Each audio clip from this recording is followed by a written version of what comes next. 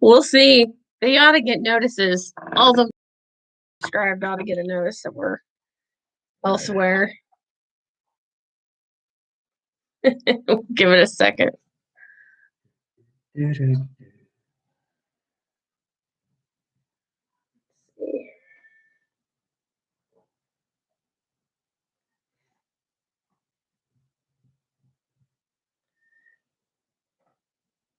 Stream. I'm Nikki. This is Kanan.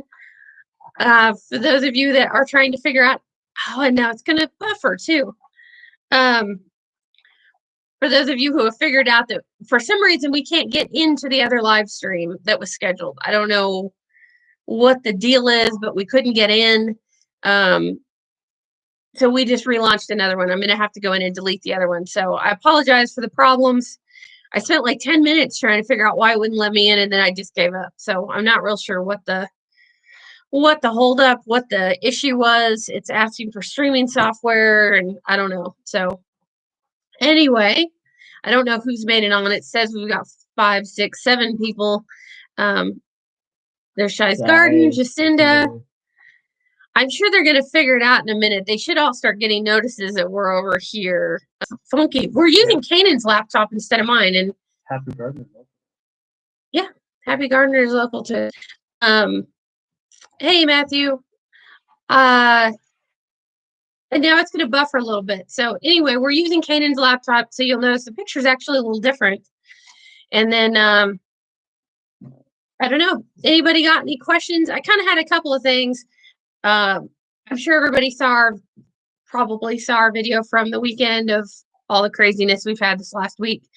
Because the weather is so awful, I've been really slow at making videos because I need to do a bunch of stuff outside, and I can't do it outside because the weather's just terrible right now. Right this second, we've got like 10-mile-an-hour winds, and it was starting to rain. So, Shy's Garden, are you using a program called OBS or Streamlabs that can help a lot with streaming? Nope, we are just using work through YouTube. We probably need to try and get some better streaming software, but we hadn't really bothered because in the beginning we weren't going to do these but like once a month.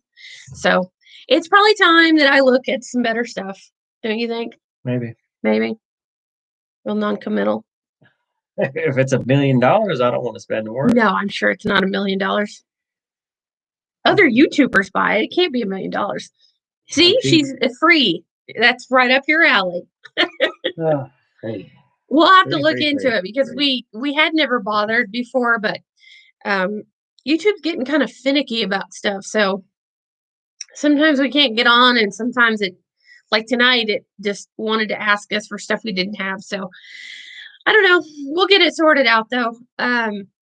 So one of the things that has been on my mind today and this last week that we'll kind of talk about is the importance of using the right terminology at the right time. I kind of had somebody accuse me basically today of being a backyard breeder, and I've said things in other videos about backyard breeders, and they're like, well, what are you?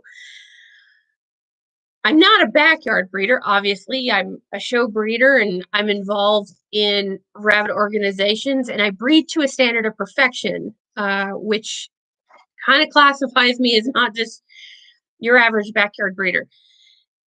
I know it's not a term that you see in other countries a whole lot. It's pretty much a United States thing, as far as I know, is where people talk about backyard breeders. And what that means here, typically, is people that are breeding to no standard whatsoever. And usually the bottom line is money. So you're breeding rabbits, dogs, cats, whatever it is, just to make a buck. So yeah, most of us in the breeding world do find it kind of insulting when somebody calls you a backyard breeder. It is and it isn't an insulting term, but it does mean that you're not breeding to any particular standard. Being a backyard breeder and being a meat breeder are two different things. I tend to link pet breeders into backyard breeders because they're really just, the whole point of being a pet breeder is to make more, whatever, dogs, cats, rabbits, whatever it is. So if I insulted somebody with saying a backyard breeder, I didn't mean to, but it is a term that that's what it means to me, is that you're breeding animals without a standard. So the happy gardener, doesn't matter if you're just gonna eat them. And that's what I mean by being a meat breeder. It doesn't matter. If you're just gonna eat them, you're a meat breeder, and that's fine. Like I said, the purpose of being a backyard breeder, those are generally people that are breeding to just make more animals, and usually it's with profit in mind, right? It's these people who breed a lot of crossbred little stuff, trying to make pet rabbits, that sort of thing. And kind of in that same vein, why terminology is so important. There's a lot of backlash in this country right now about eating rabbits. I delete an awful lot of nasty negative comments, not only to me, but to other people who comment from pet side people. And Kana knows I get an awful lot of them. And part of that is because too many people use pet terms. So officially, anything that is under like 3 weeks is considered a kit when we're talking about rabbits, because they're little and they're not self-sufficient. Anything from about 3-4 weeks to 8 weeks is usually referred to as a bunny. But once they hit 8 weeks, they really need to be a junior and on up. If you're using words like bunnies, talking about adults, and then you say, oh, we eat them, it sets off a lot of resistance in a lot of people that would otherwise maybe start a discourse about the whole benefits of eating a rabbit. They immediately think you're eating pets and you're a monster. So really, you need to hold to the line that if you're breeding rabbits for meat, they are rabbits. They are junior rabbits, they are intermediate rabbits, they are senior rabbits, but they're rabbits. If you're breeding for pets, they're bunnies. I guess call them bunnies if you want to call them bunnies. But you need to kind of draw a line in the sand, because I think it causes a lot of confusion. And this is where we get a lot of kind of pushback about the whole eating rabbits thing. Let's see, Anita. I know what a backyard breeder. You're definitely not a backyard breeder. Usually, I mean, I think there's confusion because is breeding to a standard. So a little bit, but let's see. Jacinda, I haven't sold any bunnies. 3 went back to mom for her new color work, and the rest have been very tasty on the table. Fryers and roasters. And that's a fair thing to call them, fryers and roasters, because that's what they are. Shy's Garden, this info is great. Where I am, my husband and I will be fighting with the city to get rabbits approved to raise as meat rabbits. Right now, the limit is 2. This info will help. Already have it kind of, but yeah, yeah.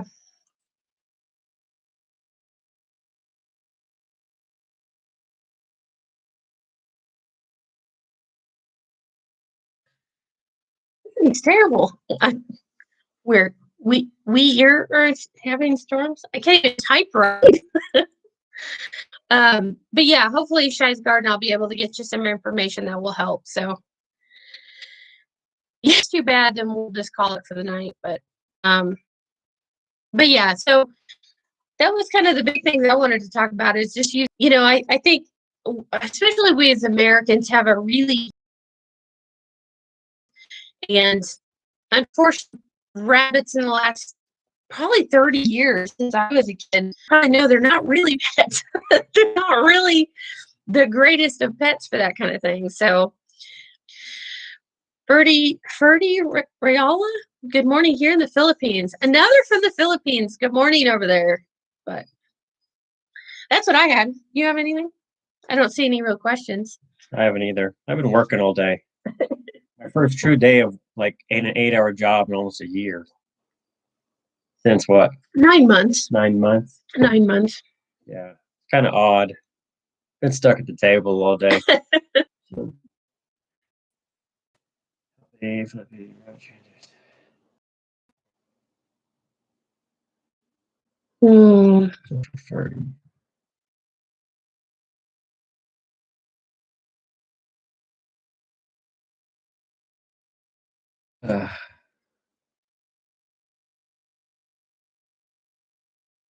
Peanut rabbitry.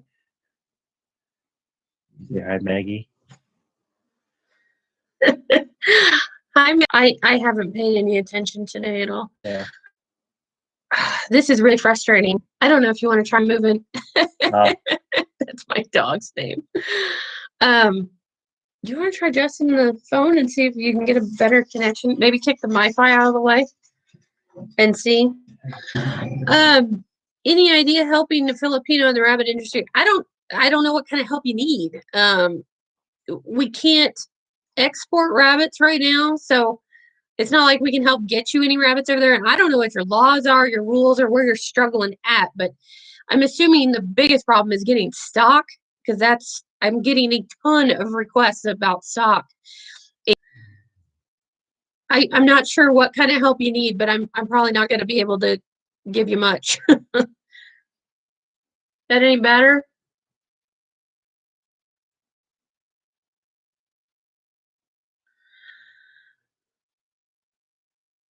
Well, that's kind of still coming and going, but we'll see. Shy's Garden, something else Streamlabs can do is help your bit rates. We'll look into it. Like I said, we had never bothered, but I guess it's probably time if we're going to keep trying to do these once a week plus a live stream for members on Sundays. So I'll look into it, or I'll have Kanan look into it. One of us will. Wind's really blowing hard here in Middle Georgia.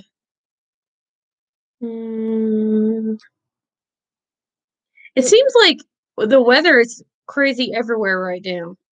Ours is, we're going to be like 50 by Saturday, and then we're going to go back into the 30s. So I don't know what's going on with it. I think that's better, Kaden. We wireless because we are in the middle of nowhere. So sometimes it's a matter of just moving the hotspot puck literally over 5 or 6 inches, and it seems to straighten it out. So it looks like we're getting a better connection. So hopefully that straightened it out. And the wind is dying down a little bit. We're down to like 10. So Shy's Garden, if you need help with it at all or need help troubleshooting. Oh, okay. I will do that. We'll check it out and see, if we can make it work for us and all that good business. And holler if we can't figure it out, because neither of us are terribly tech savvy these days, to be honest. Jacinda, is it out of the buffering yet? I still have a swirling circle of death. I think everybody else is doing okay.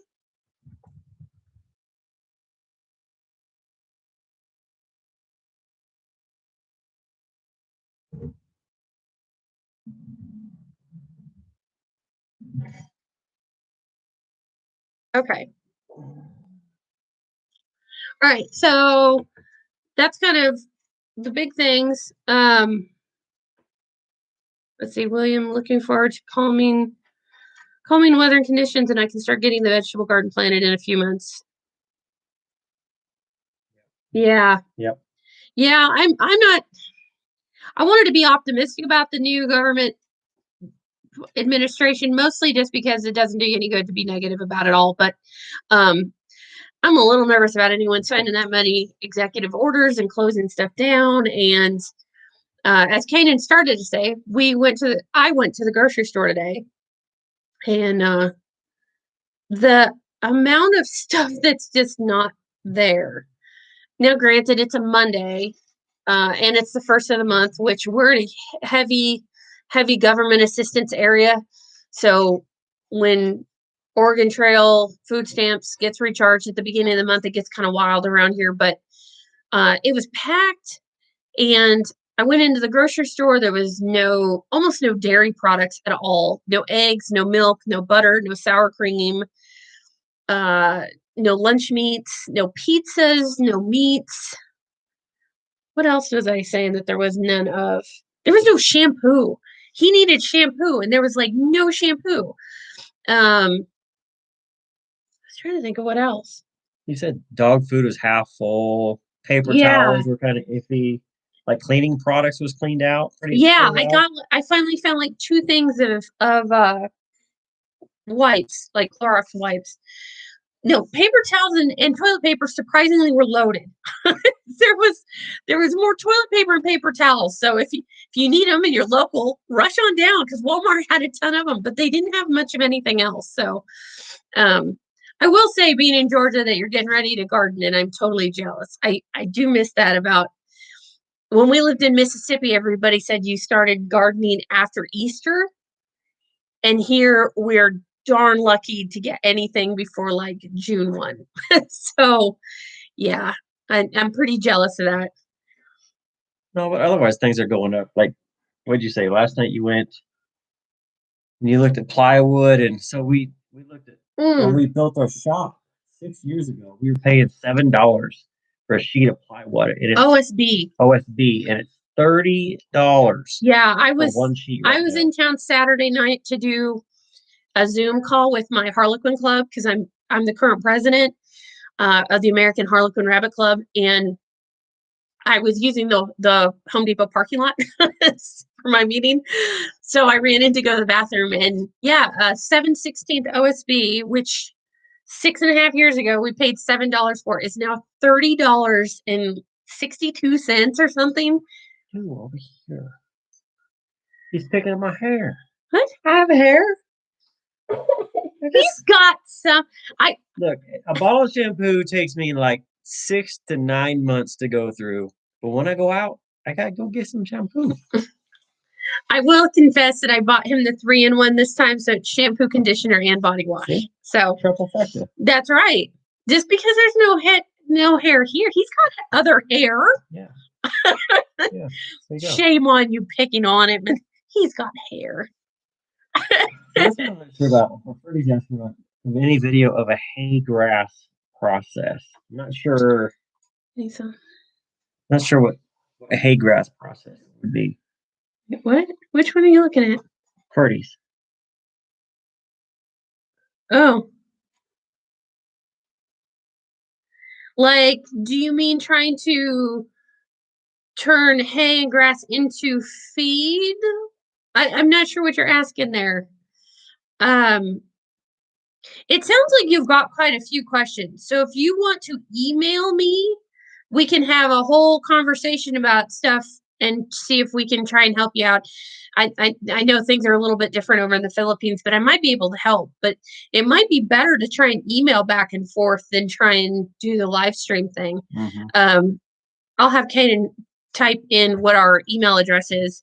But Ferdy, just how to make hay on a small scale or on a bigger scale, because there's a huge difference. But just go ahead and email me and let's talk about some stuff offline and see if I can help you. Just because that way we can get into more in-depth stuff. Let's see. Shy's Garden getting self-sustained. Oops. I missed one. Getting self-sustained ASAP is going to be the best option for us all around. That, and I think local source foods is a better route than industrial processed foods. I agree with that. I definitely agree with that. And I see the Happy Gardener's comment of dog food is empty at Coastal. Yes, it is. I did go in there today because I needed a couple bags of layer crumbles for some chicks that I have. They're kind of in that weird, not chicks, but not really laying. And you're right. Dog food is like empty. There's nothing, like almost nothing. The only thing I really saw was the super expensive dog food. So, yeah, we're in Montana and gardening doesn't happen until May or June. Yeah, I've got a friend, Shy's Garden. I've got a friend in Missoula, and she said the same thing. They don't do anything until May or June. So, let's see. Anita TMIF. I think she took that hair comment like totally. I meant like chest hair and arm hair. I don't know what you were thinking, but like you have pants on. Goodness gracious. I don't know what to do with you. I see Shelly Babcock's on. Welcome to channel supporter. Welcome, Shelby. We've got quite a few of our channel supporters on. Anita and Matthew and Shy's Garden. Yeah. So Keto Cutie, interesting enough, we went and picked up feed Saturday, right? No, Friday. Friday. Friday. Yeah. we picked up feed on Friday. So if you watch the video from Sunday, because we were delayed putting it away, was Saturday. Yeah, that went up. So the guys at the feed store, they also do fencing and a lot of other stuff. Next, what do you say, 9 months? They were expecting what the current feed prices are. And now we're going to start buffering again. What the current feed prices are, they figured in the next 9 months they were going to go up about 30%. But from this load of poultry feed they just got into, the next one was going to be 10%. And then they told him that his next order of saying what it was starting the next one. So lots of stuff is getting ready to go up, like lots and lots. And now it's going to go unstable again. I don't know. It's starting to buffer out a little bit again, so we'll see if it stays going. But yeah, Keto Cutie, you're going to see that a lot. I don't think this is over by a long shot. I haven't seen a whole lot of, well, Coastal went up a little bit. I haven't been to Grange in a while, but my local guys are going up, and they're like, we're trying not to, but it just is what it is.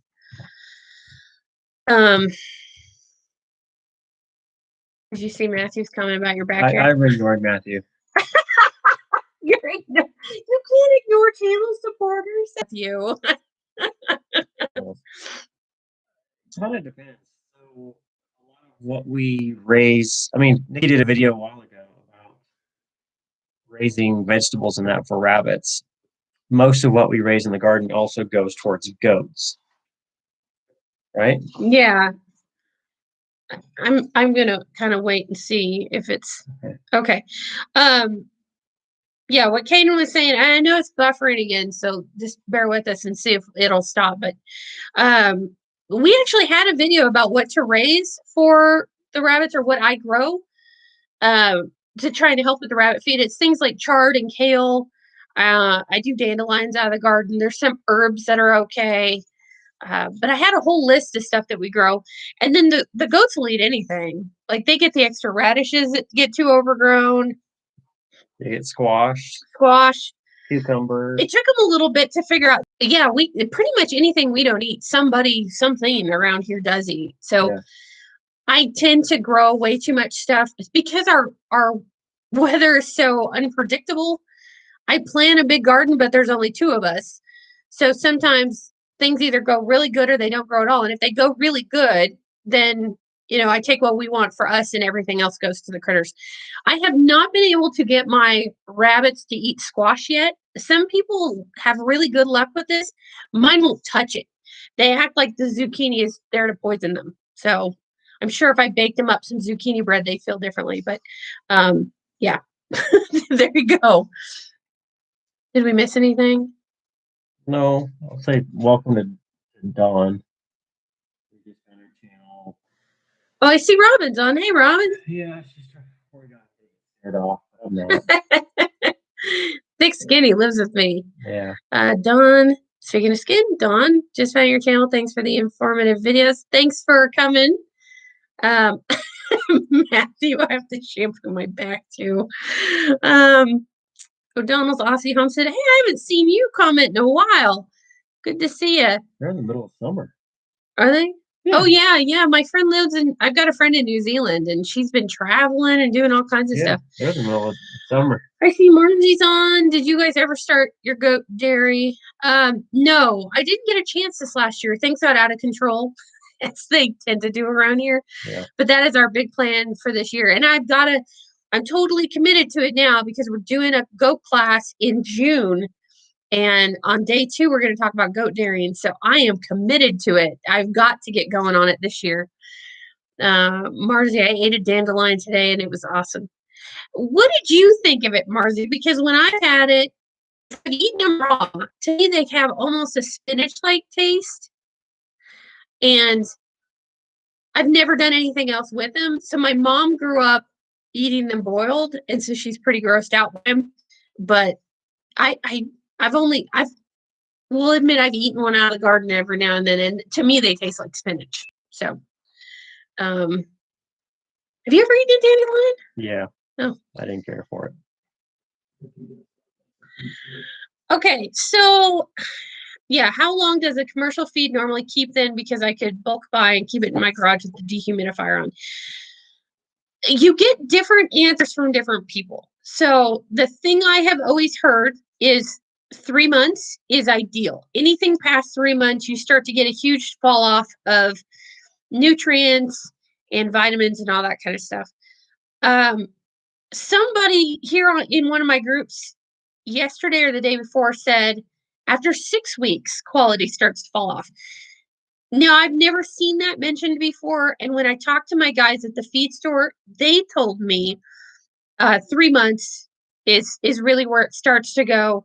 And by a year old, feed has very little nutritional value left in it, which I thought was interesting because our coastal sells close dated feed, and when they're close dated feed, it is at a year, so it's right at a year mark. So I go off 3 months. So we buy for me for 3 months. I buy 2 tons because Nikki has. I don't know that I'm comfortable buying any further out than that. I don't know what you think. No, I think that's all right. Okay. So I hope that answers that. Let's see. Dana Smith, hi guys. Let's see. Lamb's quarter helps for critters. There's all kinds of weeds and stuff like lamb's quarter. What was the other critters? I don't have any plantain here. I need to find somebody who wants to dig me up some plantain weeds. So let's see. Jacinda, mine love canned pumpkin, but I haven't tried a full pumpkin yet. I haven't either. I don't buy a lot of full pumpkins, and as of right now, I have never successfully gotten a pumpkin to grow here. I've got them to grow. I've never gotten them all the way to ripe enough to do anything with. So, O'Donnell's, you guys are on different time steps. Yes, I'm sure. I'm sure we are. We had Celeste from South Africa on last live stream or the one before that. And when we do this, it's 3:30 in the morning in South Africa. So totally understand. It's different time zones. Let's see, Daniel Hernandez, hello. Marzi, it's bitter to me like turnip greens, except without the spicy mustard stem. I can take super bitter greens plain. I don't think I could eat a salad of it, but it's nice to snack on. Well, that's interesting. And, I've heard that dandelion is one of those things, because there's multiple varieties of dandelion, but it's also, I guess, how much water they're getting, time of year. They change flavor based on frost, kind of like turnips and other things do. So I couldn't even tell you. I think I ate mine in the middle of summer, right after a good watering. So maybe that's the big difference. Is I didn't find it any more bitter than spinach, but that's just me. You're fed comfrey? I have never fed comfrey because I don't have it here. You do have to watch comfrey. If I remember right, it's the one that's really high in calcium. But I know people who do. You just have to kind of balance it out with stuff. But I've never, we don't grow it. We don't have it here. I do have some seeds for it, and I'm going to try and get some started. But there's a lot of stuff that we just don't have down here. Since you can't sell animals on Facebook. I was going to say the local or national breed club would be the easiest way to find it. Yeah, usually I recommend that you always go through the National Breed Club. New Zealand whites in particular are everywhere. You just the big thing with rabbit breeders is because we get so much pushback from the animal rights people. There's a lot that don't advertise because they don't want the hassle and they don't want the how do I want to put this? Abuse, I guess, the insults, and it gets old being told that you're a murderer and all the rest of it. So a lot of rabbit people don't advertise, but the best way is to go through their National Breed Club. They're online. It's the New Zealand Rabbit Federation, or the New Zealand, I think that's right, New Zealand Rabbit Federation. And they should be able to find a breeder close to you. They may not give you breeder information, but they'll probably send your information to a breeder. But yeah, they're everywhere. It's like the number one I think it's the #1 breed in America that's raised. So, yeah. Commercial pellet brands you like?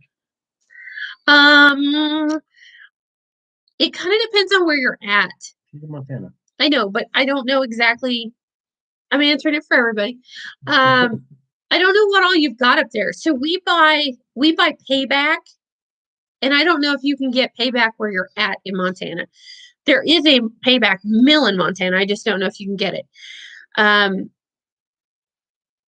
real funny about recommending brands simply because it varies by mill. So we have a mill, I want to say, that pulls out of Oregon or Northern California for Purina, and they do really well. But the mill in Spokane constantly has problems, and people have rabbits that die buying Purina from the mill in Spokane. So it kind of varies a little bit. We fed our local grange feed for quite a few years like that. We did okay with Nutrina, and if I didn't have Payback, I would probably go back to Nutrina. There's a place in Kalispell I can get Payback, but I wanted to get some input on what helps you decide on what makes a good brand. Breakdown I want. And even Payback says that it runs 16 to 19% in fiber. So the 16 would be way low. But before I started buying it, I emailed the company and they said, really, it varies 18 and 19, but they have been tested down at 16. So that's what they hold company-wide, is a 16 and 19. So what I'm looking for is I want a 16% protein, a 3 to 3.5% fat, and a fiber count of somewhere between 18 to 22. That's like our coast never has fresh feed because everything comes in and it goes to central processing and then gets distributed. So if you're buying from a feed store, a lot of times it's really fresh. Like I just got my feed and it literally milled 2 days before I picked it up. And then I'll take it out, smell it, look at it. I want to see a good color, and I don't want a lot of dust. And it's going to buffer on me again. I see Marcy say, uh-oh, I bet it was buffering. But yeah, I don't want a lot of dust. I want a good color. I don't want a funky smell. If you take a handful and kind of rub it, it should not powder. If it's powdering, it's way too dry. So those are kind of the things I'm looking for when I'm choosing a feed. And then, every time you change your feed, a lot of times when you first change it, rabbits will either scarf it if they think they're missing something, or they'll get suspicious and not eat it. So I want to feel good about it. I have friends that will actually taste it and see if it tastes fresh. Yeah, not for me. I've not eaten enough orchard grass and Timothy and alfalfa in my life to know what a good fresh one tastes like. But if that's your cup of tea, you can. But I'm mostly looking for color. And when you're looking for color, make sure that you look at the label, because Purina used to be notorious for adding colorant to get that bright green. Rabbit breed for there. What's a good rabbit breed for meat, pelts, and pets? Are you talking about for pets for yourself or pets for selling? Because I don't ever advocate for pets being sold, ever. Never, never, never. There's too many of them out there, and it causes a lot of confusion if you're eating some of them. We actually have a video on the best pelts for the Homestead. Don't drop him. But probably the silver fox is my favorite. Just don't drop my little quail. Gosh, he's noisy. Yeah. Yeah, that's the one that's been making all the noise. Dana says Arba has a breeder listing. Watch the breeder listing. Watch them. That's how I lost the other one. I lost one in one of the buildings today. They're spritey. Watch the breeder listings on the ARBA website, because those are paid for listings. So what you get is the people that are willing to put money out there, and they're not necessarily good breeders. You know how that goes. So sometimes they're just people that are just trying to sell rabbits, and they're not necessarily worried about quality. So if you talk to your breeder association, they're going to give you good breeders. all breeders know the bad breeders and the good breeders. You know what I mean? Because it's a network thing. So we don't, like, I would never recommend a bad breeder. And that's kind of what you get when you talk to the association. They can tell you who's a good breeder.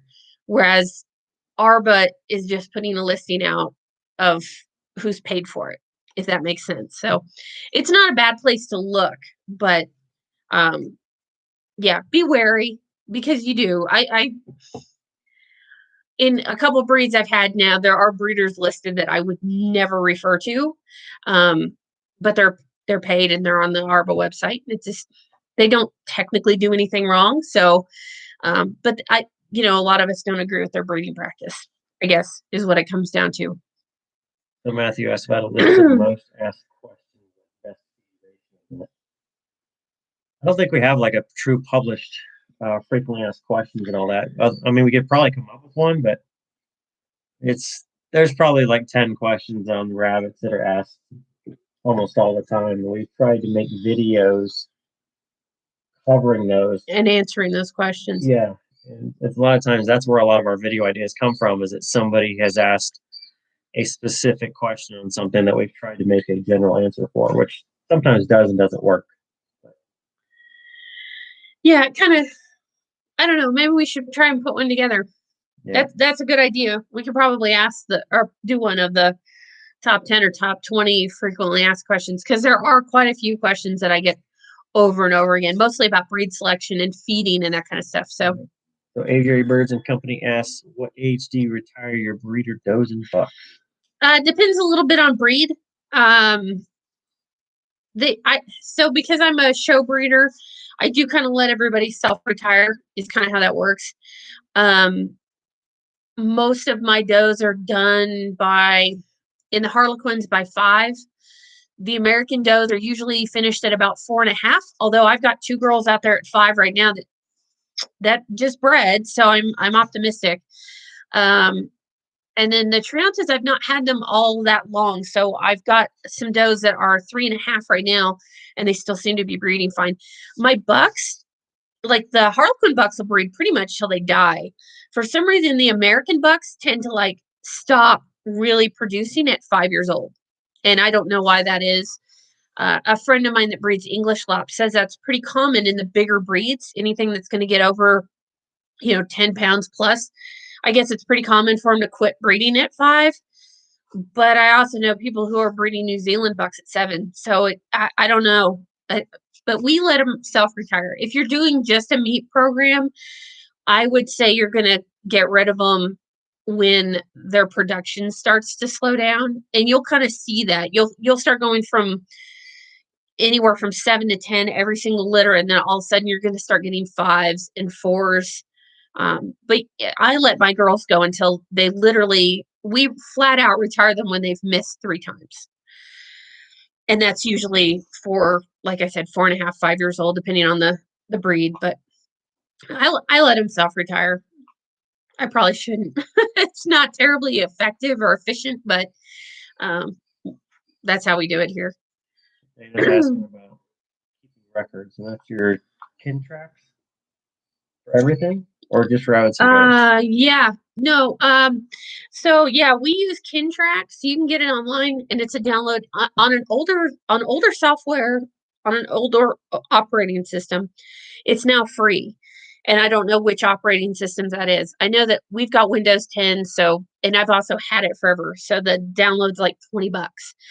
There's a learning curve to it. You have to kind of get in there and set it up the way you want it. But you set up a database for every species of animals. So I have a database for the llamas. I do one for the dogs. I do one for the goats. And of course, I do multiples for the rabbits. I actually have the rabbits broke down by breed to make it a little easier. Because if you raise rabbits long enough, you start games that are duplicates, and that's kind of frustrating. So I use kin tracks for all that. For general financial stuff, because I don't track any of the birds through that. That's just breeding and health records and that kind of stuff, pedigrees. I just use an Excel sheet for expenses and sales and that kind of stuff. It's easier for me. And I kind of break everything out with its own tab, and then one tab that combines everything. So the baby quail, was that you answering, Kathy? Yeah, she was a quail thing. So lost a quail tonight. Literally lost it in my tool room where the bird brooders are. I opened up the lid and he jumped out, and I don't know where that little bugger is. It's one of the ones I hatched last month. So he's, all of 4 inches tall, and I don't know where he is, but I have looked everywhere and he's in there somewhere. So I got to tear the whole thing apart tomorrow and see if I can find him. I know he's in there. He didn't make it out the door because the dog didn't try and get him. So, but yeah, just hatched a dozen, getting ready to start another hatch. The scalp pins are just about ready to go back in with the rooster. I'm going to probably do that this weekend. So, and then little Miss Meanie, because I'm pretty sure it was that hen, she's getting a separate boyfriend. She's going to move. I was going to try and put her back in, but I don't do registered kinders. Every time I go to answer a question, it buffers.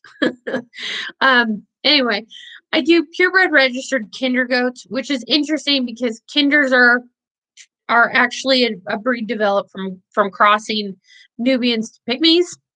So, but it is an actual breed. It's got its own registry and all that kind of stuff. So I do those. The rest of it I don't fool with.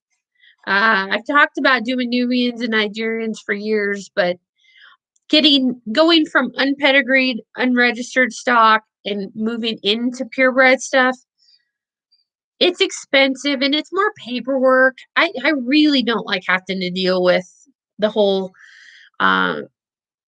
dealing with another association that you've got to be a member of and all the hoops that you have to jump through to do registration on stuff. Rabbits are super easy for pedigrees and registrations, so I'm not really excited to do goats. We mostly got our goats for dairying and to keep the land clear, so I probably won't ever bother. Recommended for breeding age for Americans, 8-9 months. Yeah, you can breed them at 8 months if it's early enough in the year. If it's getting into fall, I usually wait until they're 10 months because for some reason they're a little bit, they can be a little finicky. Sometimes I can't get them to breed at 8 months. It seems like if the spring fever, so to speak, hits the herd and there's a doe at 8 months, she'll breed. If it's summer or fall and that really charged hormonal atmosphere isn't there, it seems like they want to push off until closer to 10 months. I try everybody at 8 months. If it doesn't work, then we try it again at 9 months. And if it still doesn't work, usually at 10, they'll go. So kind of depends on the rabbit a little bit. A record program for an iPhone. Oh boy. I don't know. We don't really use any iPhone or iPad. Apple products in general we have. If you know of anything. There's a lot of rabbit keeping apps in development. There was something called Hutch, and I thought Hutch would do iPhone type stuff too. But their fees went up like huge, and I know a lot of people dropped them. I was trying to think of the other ones. There's a web-based one that I'm pretty sure will work on your phone if you want to do it web-based, and that's Global Pedigree. I had it for a while. American breeders used to like it a lot because they would go in and they'd load up all their pedigrees, and then you could do a lot more background research further back than just your standard pedigree. The silver fox breeders, and there was one other rare breed I think at the time that was all doing them. So there was a ton of them. And once your information is loaded up into that system for pedigrees, it stays there. So like I haven't had a subscription in like 3 years now, but I still get messages every now and then from people that go into Global and go, hey, do you still have this rabbit or whatever?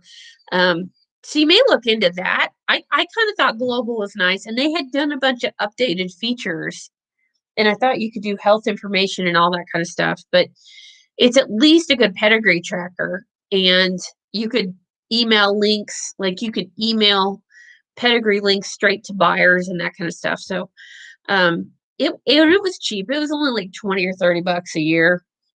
I just don't have it anymore. But you may look at that. I don't know anything else that's off the iPhone just because I don't have one, so I don't pay too much attention. $5 a star with 5 breeders. Okay. 5.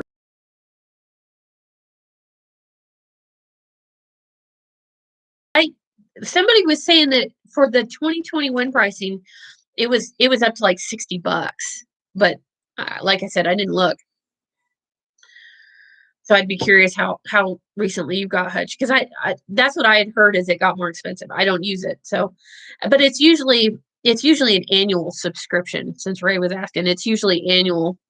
I don't think any of them are monthly anymore. Yeah, hard to keep up with on the monthly fees. Yeah, because a lot of these are developed by smaller groups, smaller companies, that kind of stuff. So it's more. Yeah, it's more upkeep to try and charge every month. So, let's see. Yeah, Kintrax is something. Whatever the old version was, I had gotten a notice. It was funny because I was already subscribed, and then I got a notice. It's like, oh, on older machines, it's now free, and I'm like, I don't know why I care. I've had a subscription forever, but I had it so long. Like I think I've been using Kintrax for 7-8 years now. And yeah, I thought it got far more expensive.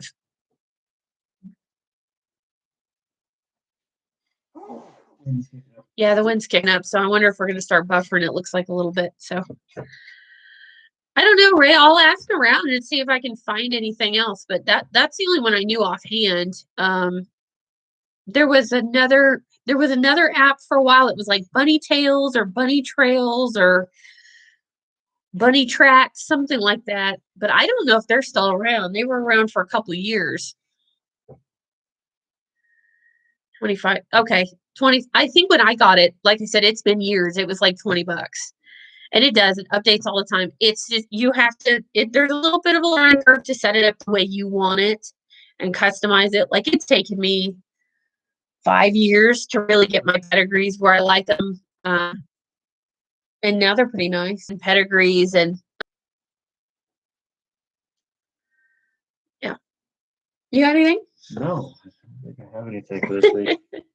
The weather's gonna be bad, so I don't have any big projects planned other than I got to swap some solar batteries this week. Trying to get that resolved. My only big left over for the weekend. I am with you 100%, Kathy. I get really excited about stuff, and he knows when I want to do something, I obsess over it. So he'll listen to it for a good year before I do anything, usually. No different. Yeah. Neither one of us are big jumpers, but boy, when we get an idea, we really go for it. So I've been talking about starting to raise mealworms for like a year and a half for my chickens, and I might just pick up a setup this weekend. So Shy's garden. So on that vein of can't wait for July, I am picking up the New Americans this weekend. So I'm going down to Red Bluff, California, and meeting 3 different breeders that I bought new stock from, and bought a few more than I had originally planned. Because once I had gotten people, willing to talk to me and willing to sell me rabbits, I pretty much bought anything that they offered me, which might have been a little much. But I'll let you know. I may, keep your fingers crossed, I may be able to do sooner than July, because I'm going to bring everybody home. They're going to go through 2 weeks of quarantine. I'm going to breed them while they're still in quarantine, and then get babies going. So no promises, but we're hoping that I might have some offspring available and ready before July. So keep your fingers crossed. We'll see. Nope. Nope. What? No. For Kathy, she's asking to come by Eugene's. Not yet. Not yet, but I will let you know. We need to. I'm working on a couple things. I might need to go to that direction. So I'm bringing in these rabbits, and then three of them are going to my cousin in Eugene, No, and she's in Portland. Oh yeah, sorry. My cousin's in Oregon City. But I was thinking about trying to meet her in Eugene and meet her halfway because she's working all the time right now, and her getting all the way down here to get them might be too far. Yeah. But Eugene's pretty middle of the road from where she is to where we are. So if that happens, I will give you a heads up. I might be interested in doing that. Other than that, I don't know when I'd be going over that way. It'll be a while for me. Yeah, you've got to go over to Medford at some point to send that box. But yeah. See, now I've got Shy's Garden all excited. I'm excited. These are some really nice rabbits from some really nice breeders. So it'll be interesting. I haven't brought Americans in a really long time, so my herd is old and grumpy for the most part. So I'm excited to have some young blood. My youngest buck is, what did I figure out tonight? 2.5, I think. I don't blame you. As far as I know, 58's still pretty ugly. Like, we're totally thawed out here, like to the point that it's going to be mud very, very, very soon. So heirloom permaculture. Hello, hello. Let's see. Yeah.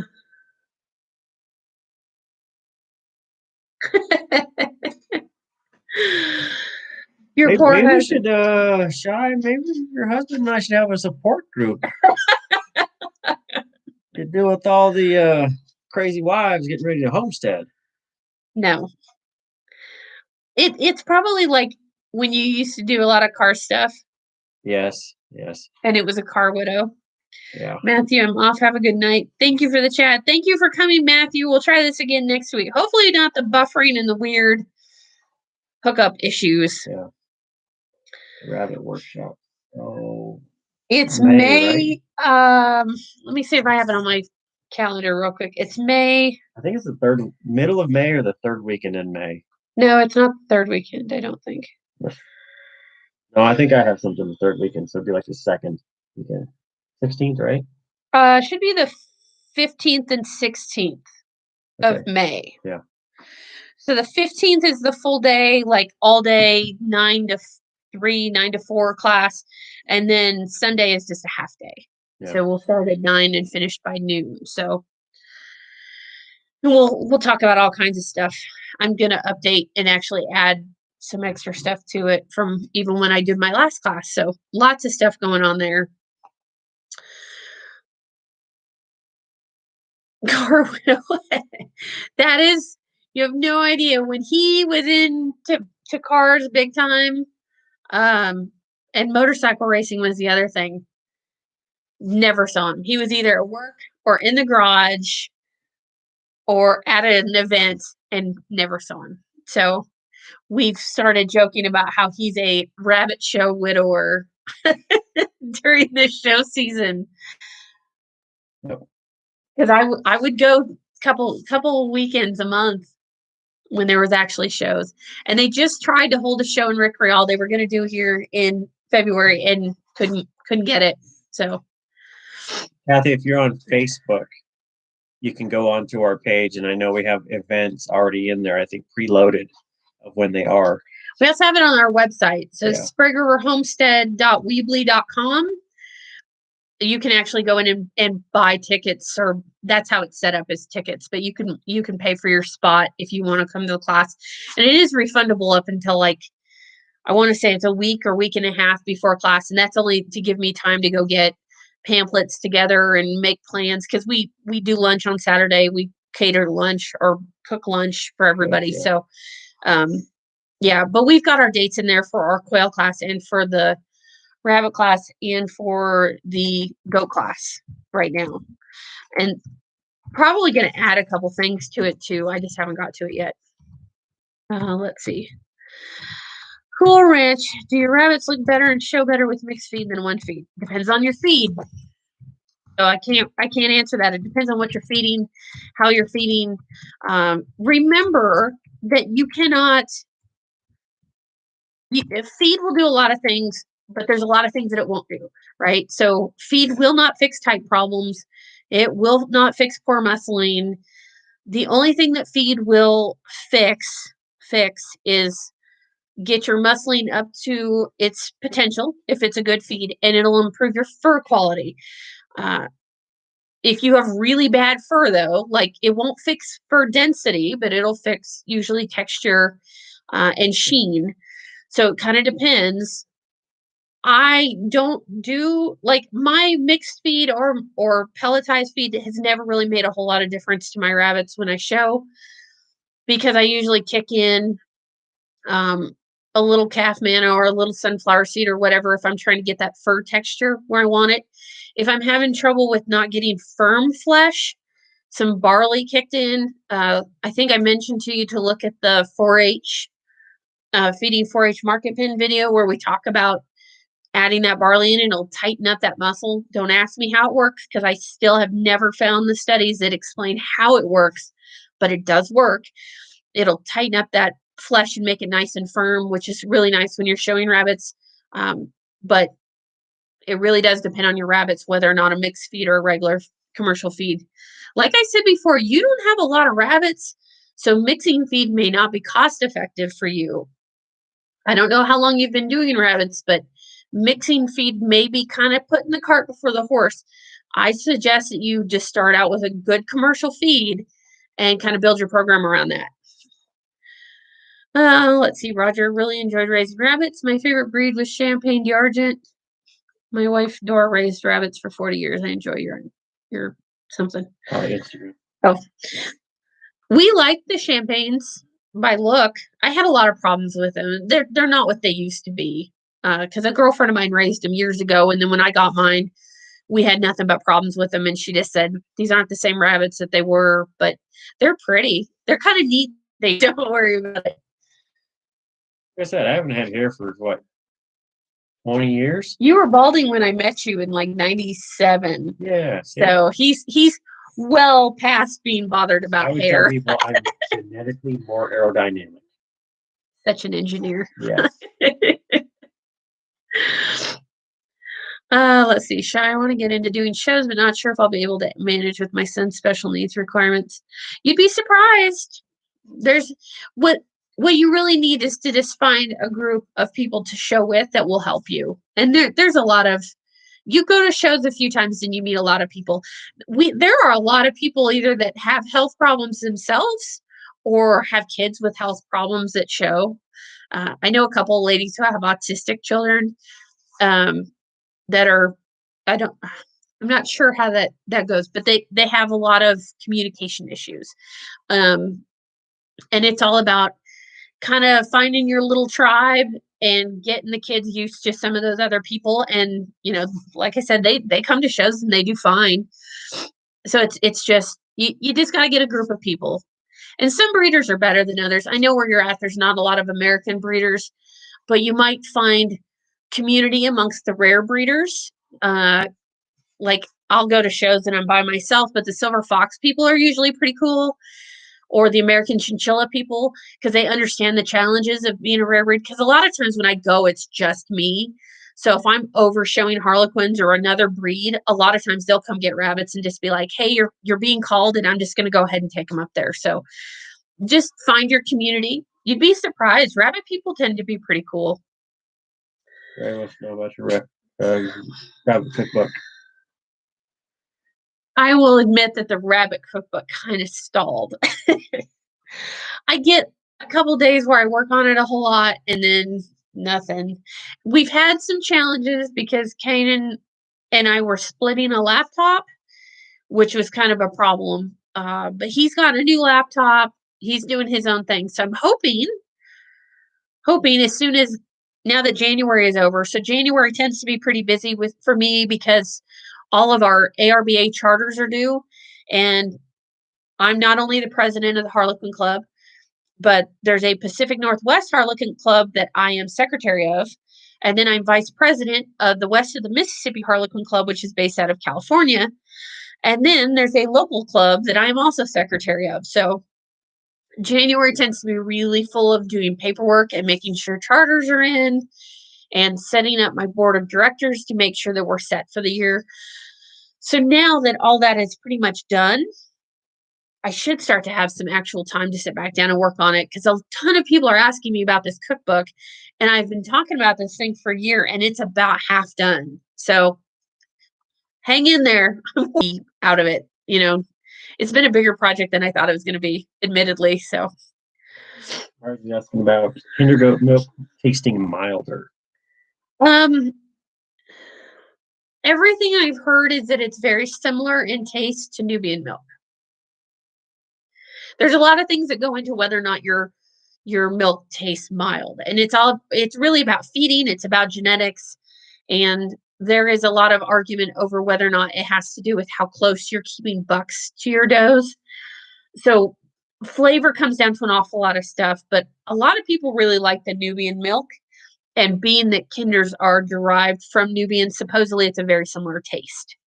That's all I can tell you. I've not tasted a lot of goat milk. I buy it at the store. Yeah. But I am admittedly not such a flavor connoisseur that I could pick out one goat milk from another. So what about Harlequin litter size? You're getting 8? I tend to run 3 to 9. I don't trust anything on the Conservancy website. And I'm going to say this, and I really like the Conservancy's overall message, but they've aggravated me a little bit. So this goes all the way back to 2016. Was that when Del Mar was? Yeah. In 2016, I met with the gal from the American Livestock Conservancy. They took pictures, because that was the year I won Best of Breed for Harlequin. They took pictures of my buck. They took pictures of the best Japanese article and sent it to them, which they wanted for the website. They used none of it. They came back the next year at convention, said the same thing. Oh, we don't have anything. They took a bunch of pictures of the rabbits that were there. They gave contact information to our club secretary who was there. Oh, have your person get in touch with me. I've done that. I've been doing that every year for 5 years, and they refuse to do anything with that website. I think what's happened is we are listed as a study, and so we're not truly a rare breed, endangered breed in their mind. So yeah, half the information on there is just junk. It's just junk.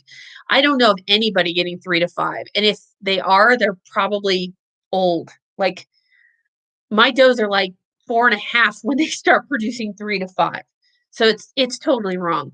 Last time I had looked, the weight sizes were even wrong for it. So it's unfortunate. We're just probably not the priority, is all I can figure. So it is what it is. It gets me, as the president of the association, it gets me like really fired up when it's all wrong. But I've been trying for years, and it's clear that they just don't want to fix it, is all I can figure. So Dana's asking about apple cider for rabbits. I think it's overrated. I think a lot of people do it wrong. So a friend of mine in town swears by it, has done apple cider vinegar in her water for years. But part of that is that they have a really high calcium content in their water. And if you do, then it's helpful.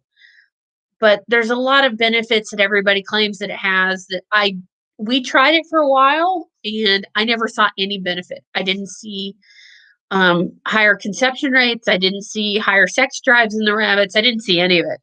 So I didn't see better fur. I didn't see firmer flesh.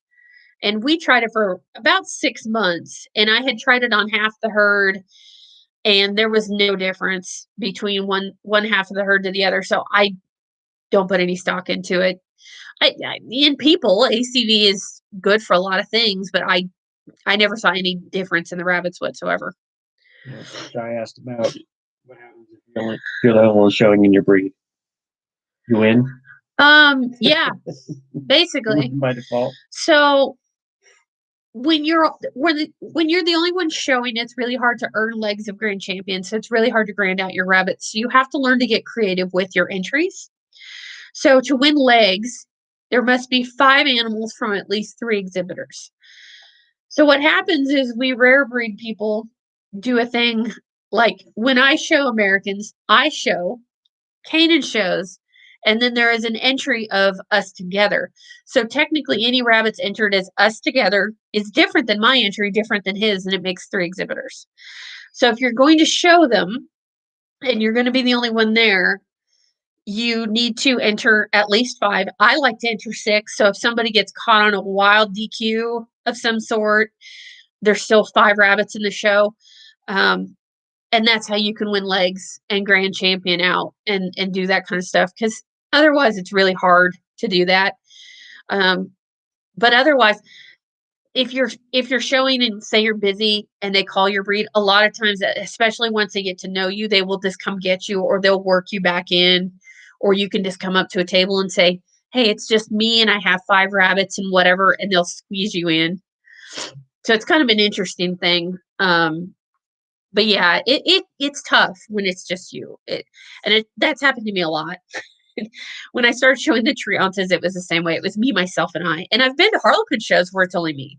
So it doesn't happen as much, but it did in the beginning though. It did. I've been to quite a few shows, or my girlfriend would enter one.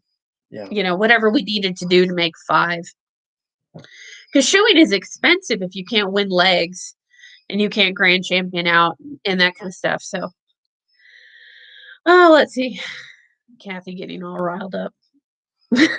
I do. I'm passionate. I'm sure you figured out by now. I'm passionate, especially about my Harlequins. So, Kathy's out. She's making a mess. She gotta go. I know how that feels. I did that same thing last year. I was putting a sugar container away and it slipped out of the one hand and I caught the lid and sugar everywhere. So, yeah, have a good night. Thank you for coming, Kathy, and we'll just talk to you next time. Let's see. Yeah, thanks for that. Yeah, so Shy's Garden, that's how you do it. That's how you get somewhere with the breed. And I will tell you this, you are one of 3 people on my waiting list right now in Montana for Americans. So you may find out that if you start showing that there are far more people in your area than you think, because like I said, there's 3 people on the waiting list right now. So you're not the only one. And one was in Missoula, and I can't remember where the other folks are. So you might find that there's you can get your own little American community going up there. In fact, I'm trying to figure out how I will do it to make sure that you guys have different bloodlines up in that direction too. That way you're not trying to find breeders, to make new stock. Okay. I see it scrolling. I can't keep up with anything. What do you feed for shows? If anything. If I need a conditioning food, I use a small teaspoon of black oil sunflower seeds and about a tablespoon to 2 tablespoons of barley every single day, and that needs to go out at least 6 weeks before your shows. And I've always done it more in the Americans and the Triantas more than the Harlequins, because Harlequins generally don't need it. Yeah. We're so markings based that it's not a big deal. But yeah, because you're doing New Zealand, so 6 weeks. You want to start conditioning them 6 weeks beforehand. Let's see. That's it. I might find some friends. That'd be great. Yeah, the people I've talked to so far seem really cool. So we'll see how that goes. And if everybody follows through, then for sure I'll try and hook you guys all up together. Okay, well, if that's all anybody has and you have nothing, okay. No. I see that we were late and we went over, so I see it's almost 7 o'clock. So I think if nobody's got anything else, then we're gonna call that a night. Hopefully next week we won't have these same problems. Let's see, Ray, I need to go. I'll talk to you next week. Take care. You be safe too, Ray, and we'll catch you next week. I think we're gonna do the same. It's getting late and we gotta do dinner and all that fun stuff. So thank you everybody for coming. As always, if you have other questions, you can always send us a message, either on a video, through Facebook, send us an email, srhomestead@yahoo.com. We're pretty easy to get a hold of. It kind of comes and it goes, but there you go. And we'll try this again next Monday. Shy's Garden, I will look into the stream stuff that you guys mentioned, see if we can't do something else. But thank you again, everybody, for coming, especially to our members who have made it. And we will see you guys next time. Happy homesteading, guys.